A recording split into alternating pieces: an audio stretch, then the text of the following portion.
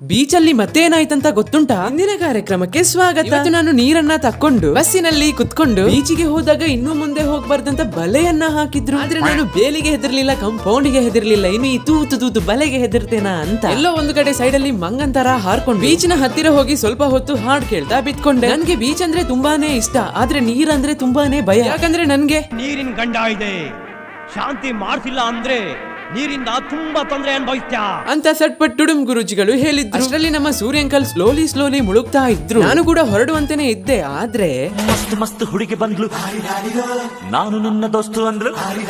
ಆದ್ರೆ ನಾನ್ ಯಾರನ್ನು ನೋಡ್ಲಿಲ್ಲ. ಆಯ್ತಾ, ನನ್ ಮೇಲೆ ಹಣೆ ಇಟ್ಟಳು. ಇರ್ಲಿ, ಲೈನ್ ಹೊಡಿಲಿಲ್ಲ ಅಂದ್ರೆ ಗಂಡು ಜಾತಿಗೆನೆ ಹೋಮನ ಅಂತ ಅನ್ಕೊಂಡು ಮತ್ತೆ ಪುನಃ ನಾನು ನನ್ನ ಕಾಲಿನಲ್ಲಿ ನಡ್ಕೊಂಡು ನಮ್ಮ ನಿಮ್ಮೆಲ್ಲರ ನೆಚ್ಚಿನ ಗಾಂಧಿ ತಾತನಿಗೆ ಬಾಯ್ ಅಂತ ಹೇಳ್ಕೊಂಡು ಬಸ್ಸನ್ನ ಹತ್ತಿ ಉಡುಪಿಯಲ್ಲಿ ಮೋಮೋಸ್ ಅನ್ನ ತಿಂದು ನೀವು ನಿಮ್ಮ ಫ್ಯಾಮಿಲಿ ಎಲ್ರು ನನ್ನ ವಿಡಿಯೋ ಅನ್ನ ನೋಡಿ ಇಷ್ಟ ಆದ್ರೆ ಒಂದು ಫಾಲೋ ಮಾಡಿ ಎಂದು ಹೊರಟೆ ನಾನು ಮನೆಗೆ. ಮತ್ತೆ ನಾವು ಸಿಗುವ, ಆಯ್ತಾ?